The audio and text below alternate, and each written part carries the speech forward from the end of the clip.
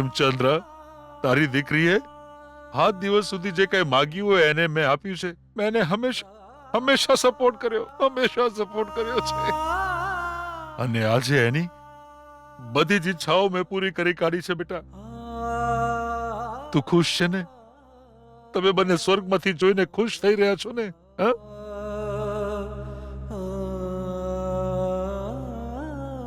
પણ મારી હાલત જુઓ. મારે તમારી સાથે આવી રીતે વાત કરવી પડે છે. આવી સ્થિતિ ભગવાન કોઈને ન આપે. દાદાજી,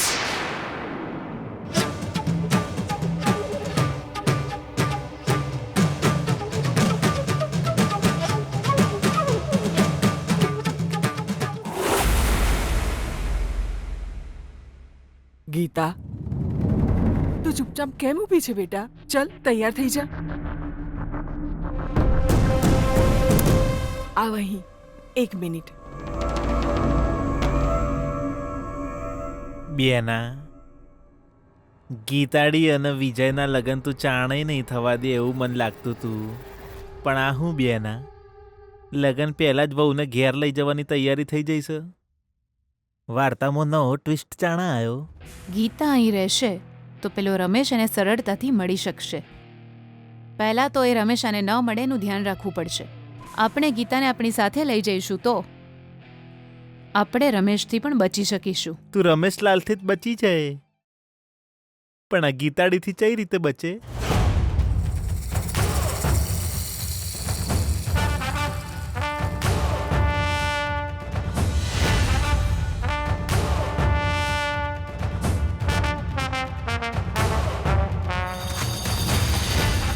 આપણે જઈએ બેટા, હવે અમે જઈએ છીએ. હા, અરે 1 મિનિટ, હું કંકુ લઈને આવું છું.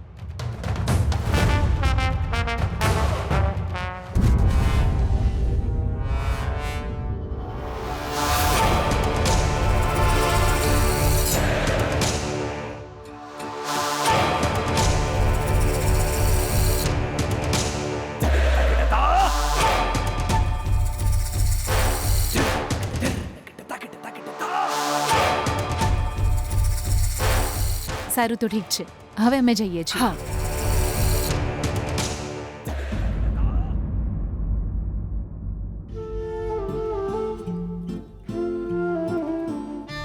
તું જાય છે બેટા?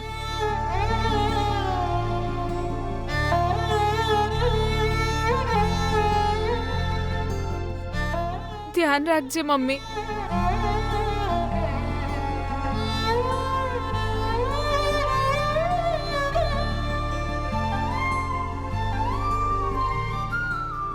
પપ્પા ઘરે આવી જાય એટલે તરત જ મળવા આવજો.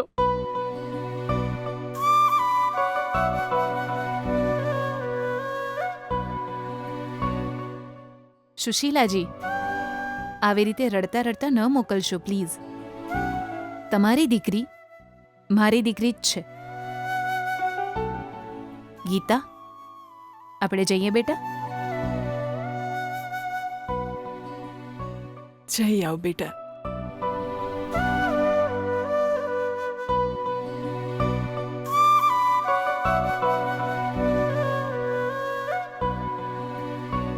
સદાય ખુશ રહેજે બેટા. હું ગાડી પાસે જઉં છું. મારાથી આ ઇમોશનલ સીન નહીં જોવાય. ત્યાં જઈને ખાય હું.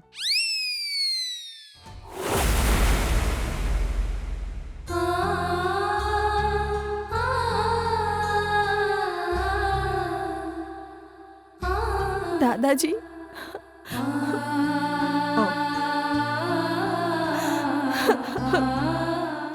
આઈ લવ યુ દાદાજી.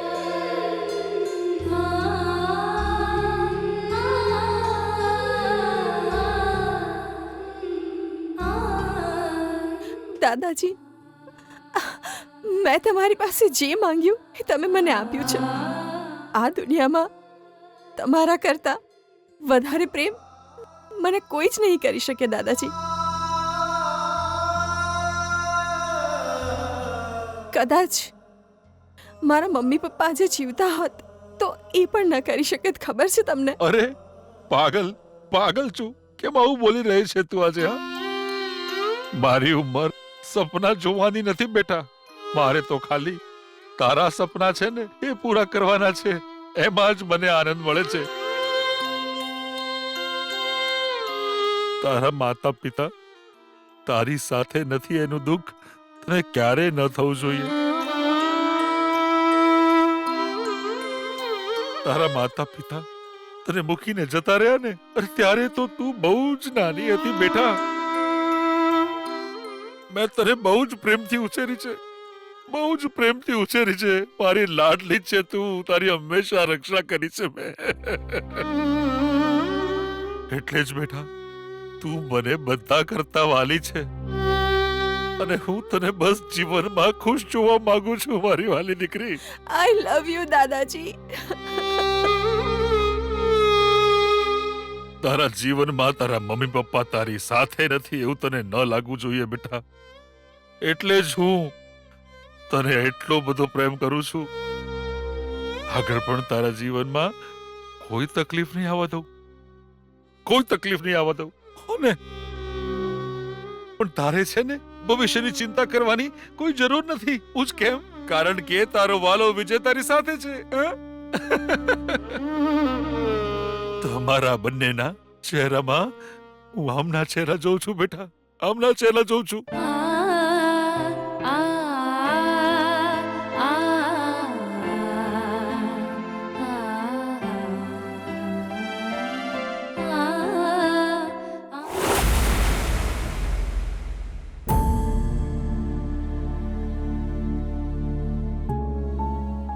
ડેડ, તમે ક્યારે આવ્યા? તમે અહીં જ હતા? મેં તમને બહુ જ કોલ કર્યા હતા ડેડ, પણ તમે રિસીવ જ ના કર્યા. તમારા મોઢે ગુડ ન્યૂઝ સાંભળવા માટે હું તો આતુરતાથી રાહ જોઉં છું ને ડેડ. એ તો વિજય, ઓ કદાચ તમે ત્યાં બિઝી હશો ને? એ તો તારી સાથે મારે ઘરે આવીને જ વાત કરવી હતી. બહુ જ સારું કર્યું તમે. ગુડ ન્યૂઝ હંમેશા સામે જ આપવા જોઈએ, તો જ એની મજા આવે છે. પુરોહિતજીએ શું કહ્યું ડેડ? વિજય, અચ્છા બાપ દીકરો અહીંયા જ બેઠા છે એમ? સારું થયું.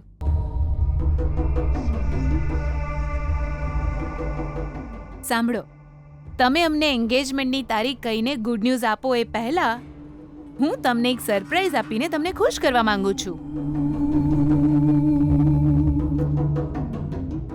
વિજય, તારા પપ્પા કરતા વધારે તો તું ખુશ થઈ જઈશ બેટા, એવી જ વાત છે આ. શું છે મમ્મા? કહું છું બેટા. ચકુ, જલ્દી આરતીની થાળી લઈ આવ. સાંભળો, આવો આવો આવો. અરે આવો તમે, જલ્દી આવો. મમ્મા, મમ્મા, આરતી શાના માટે મમ્મા? સગાઈની ડેટ ફિક્સ કરીને આવ્યા ડેડ એટલે? અરે થોડી વારમાં તને બધું સમજાઈ જશે. મમ્મા, ત્યાં સુધી હું રાહ નહીં જોઈ શકું. તું જલ્દી કહી દે મમ્મા. ડેડ માટે નથી તો પછી બીજા કોના માટે છે? એમની વહુ માટે.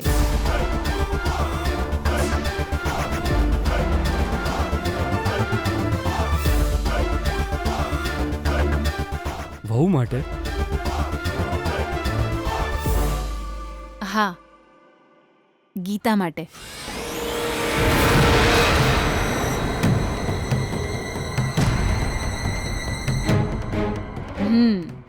હું મારી વહુને ઘરે લઈ આવી છું. એની આરતી ઉતારીને હું એને ઘરમાં લાવીશ. આવો આવો, તું આરતી લાવી આપ મને.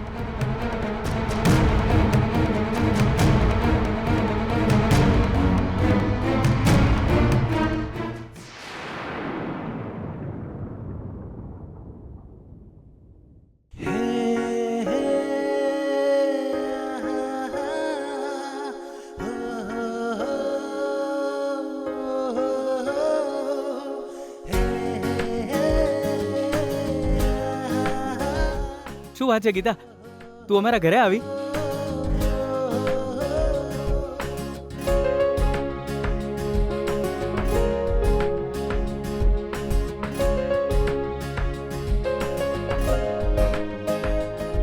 મમ્મા, આ બધું શું છે મમ્મા? લગ્ન પહેલા ગીતાને આપણા ઘરે કેમ લાવી છે?